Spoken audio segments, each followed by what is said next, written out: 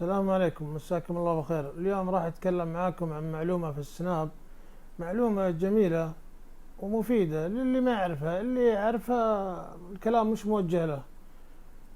خلونا نشوف. بدينا الحين.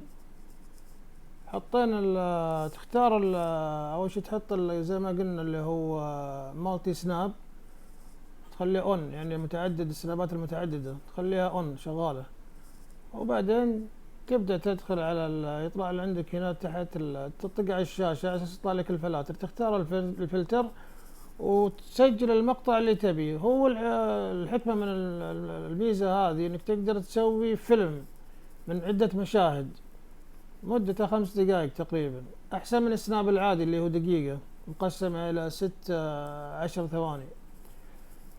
فنبدأ الحين نغير، نحط المشاهد، نحط مشهد نخلص، نحط المشهد الثاني نوقف، نحط الفلتر اللي نبي، نغير الفلتر، نسجل. عندك حرية في التصرف، يصير كثير. تقدر تصور صورة، تضيف صورة بالنص زي منيو حق مطعم شيء للي يسوون اعلانات، تصور شغلات معينة، يعني يسمح لك تصور وانت تصور الفيديو. بعد ما تخلص المشاهد تدخل على edit and send اللي هو التحرير والارسال. يطلع لك جميع الاشياء اللي سويتها، المشاهد اللي سويتها. تبدأ تشيك على المشاهد، طق على المشهد، ممكن تصغر المشهد، تكبر المشهد، تقلل مدة الوقت، يعني تتحكم فيه، او تحذف المشهد كامل.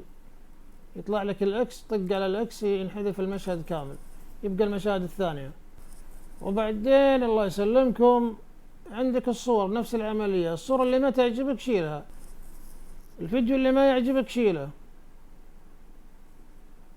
يصير عندك تحكم أكثر في السناب. هذه صورة شلناها، هذه صورة شلناها. أنا بالعمدة صور 3 على أساس أشيل 2 وأخلي واحدة مثلا. فعندك حرية. معلومة حبيت بعد ما تخلص تطق على إرسال وتختار. ممكن هنا تضيف تباكو اللي يسمونه هو الهاشتاج في السناب، لهم هاشتاجات. تقدر تضيف الهاشتاج، تحط الهاشتاج، تطق على تباكو هذه وتضيف السناب اللي تبي وترسل. السلام عليكم. لا نستطيع الاحتفاظ بما حققناه الا بتقديمه للآخرين. جزاكم الله خير.